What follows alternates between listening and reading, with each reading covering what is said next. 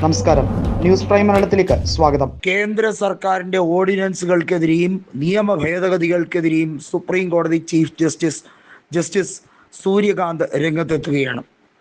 ഇതുവരെ ഭരണഘടനയിൽ ഉണ്ടായിരുന്ന ന്യായവാദങ്ങളെ, അതായത് ഇതുവരെ ഉണ്ടായിരുന്ന സംഹിതകളെ മുഴുവൻ തച്ചുടയ്ക്കുന്ന കേന്ദ്ര സർക്കാരിൻ്റെ രീതികളെ ജനങ്ങൾ വെറുത്തു തുടങ്ങിയിരിക്കുന്നുവെന്നും ജനങ്ങൾ അതിന് പ്രഹരം നൽകാൻ തയ്യാറായി കഴിഞ്ഞിരിക്കുന്നു എന്നുമുള്ള ഒരു സൂചനയാണ് സുപ്രീം കോടതിയുടെ ഭാഗത്തു നിന്നും ഉണ്ടായിരിക്കുന്നത്.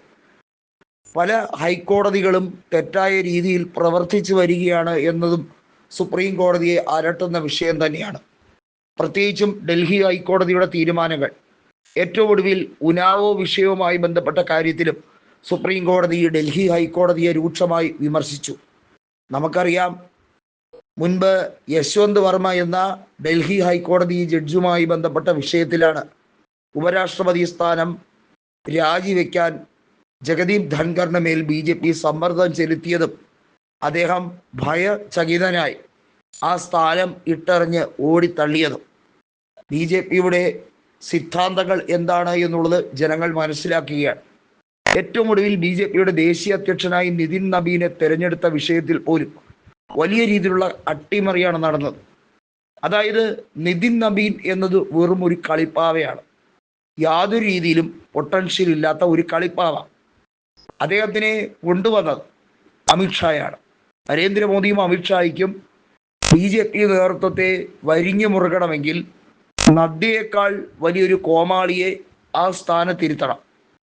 നദ്ദയെ ചിലപ്പോഴൊന്നും മെരുക്കാൻ കഴിയുന്നില്ല എന്ന് BJP നേതൃത്വം സംശയിക്കുകയാണ്. BJP നേതൃത്വം എന്ന് പറയുന്നത് കൃത്യമായി പറഞ്ഞാൽ അമിത്ഷായും അമിത്ഷായുടെ കുടുംബവും മോദിയും. അതാണല്ലോ ഇപ്പോഴത്തെ രീതി. ജയ്ഷാ എന്ന് പറയുന്ന അമിത്ഷായുടെ ഏക സന്തതിയാണല്ലോ ഇപ്പോൾ അന്താരാഷ്ട്ര ക്രിക്കറ്റ് കൗൺസിൽ അടക്കി ഭരിക്കുന്നതും ഇന്ത്യയിൽ ആരൊക്കെ പന്തെറിയണമെന്നും ആരൊക്കെ ബാറ്റ് ചെയ്യണമെന്നും തീരുമാനിക്കുന്നു. ഒന്ന് ബാറ്റ് കൃത്യമായി നേരെ സ്ട്രൈക്കിൽ പിടിക്കാൻ പോലും അറിയാത്ത ജയ്ഷായാണ് വിരാട് കോഹ്ലിയെയും രോഹിത് ശർമ്മയും പോലുള്ള കൃത്യമായി രാജ്യത്തിന് വേണ്ടി നിരവധി സംഭാവനകൾ ചെയ്ത കളിക്കാരെ വിമർശിക്കാൻ ശ്രമിക്കുന്നതും അവരെ പരിഹസിക്കുന്നതും. മുസ്ലിങ്ങളെ ക്രിക്കറ്റിൽ എടുക്കാതിരിക്കാൻ വേണ്ടിയുള്ള കളിയും ജയ്ഷാ നടത്തുന്നുണ്ട്. ഇത് എല്ലാം പോരാഞ്ഞിട്ട് BJPയുടെ അട്ടിപ്പേർ അവകാശം, സംഘടനാപരമായി ആ അട്ടിപ്പേർ അവകാശം അമിത്ഷായും നരേന്ദ്രമോദിയും കൈവശപ്പെടുത്തിയിരിക്കുകയാണ്.